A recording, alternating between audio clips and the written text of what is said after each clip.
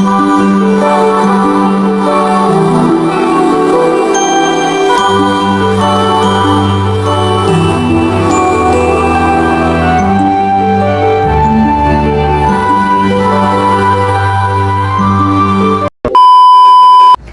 Ibu, halo teman-teman. Perkenalkan, nama lengkap saya Anastasia Plasida Dateola dengan NIM 4321048. Saya adalah mahasiswa semester 4 dari program studi Ilmu Komunikasi, Fakultas Ilmu Sosial dan Ilmu Politik, Universitas Widya Mandira Kupang. Pada kesempatan ini, saya akan menjelaskan tentang materi langkah-langkah analisis etika dalam public relation. Selamat menyaksikan.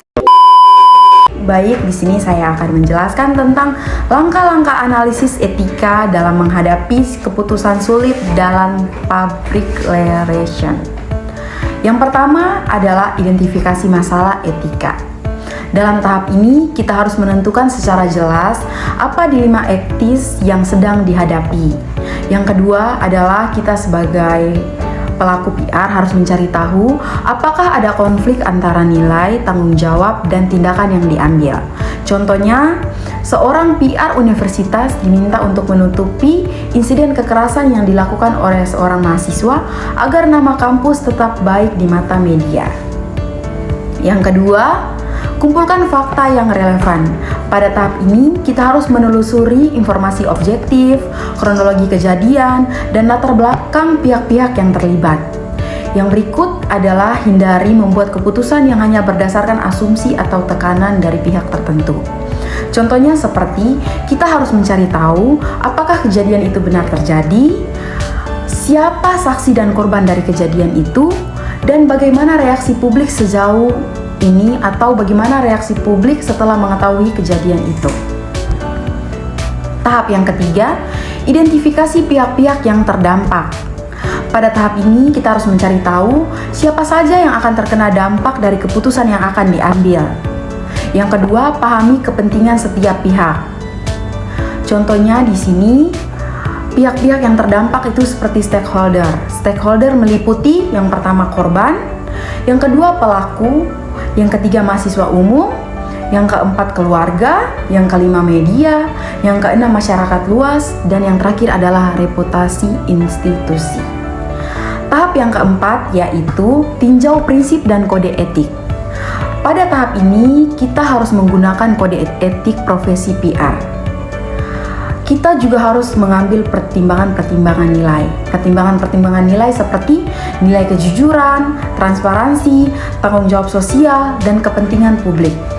Contohnya, kode etik praktisi PR menekan pada menghindari penyembunyian informasi yang penting bagi publik.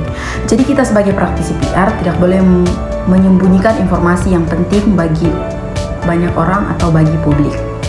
Tahap yang kelima adalah kembangkan alternatif solusi.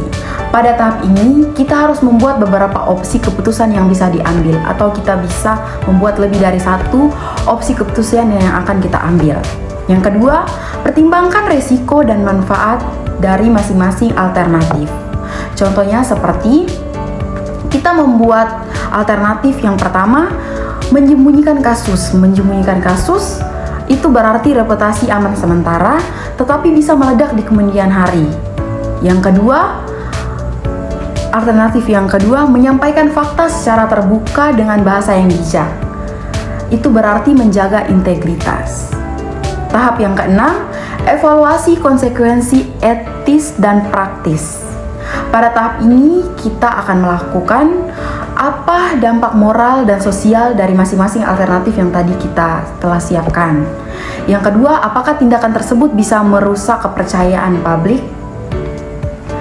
Contohnya seperti, jika alternatif yang kita pilih disembunyikan, maka publik akan menganggap kita menutup-nutupi kasus atau kekerasan itu dan korban tidak mendapatkan keadilan. Yang kedua, jika diungkap akan berdampak pada reputasi, tetapi lebih etnis dan bertanggung jawab. Yang ketujuh, ambil keputusan dan implementasikan. Pada tahap ini, kita akan memilih alternatif yang paling etis dan bertanggung jawab secara moral.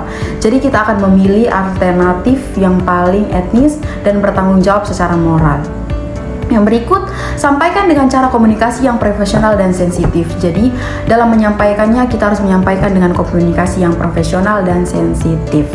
Contohnya, pihak dari kampus membuat pernyataan resmi, yaitu mengakui adanya insiden, menjelaskan tindakan hukum internal yang sedang diproses, dan komitmen untuk mencegah kasus serupa. Yang terakhir adalah evaluasi dan refleksi. Pada tahap ini, kita telah mengambil keputusan. Setelah keputusan yang dijalankan, nilai kembali prosesnya.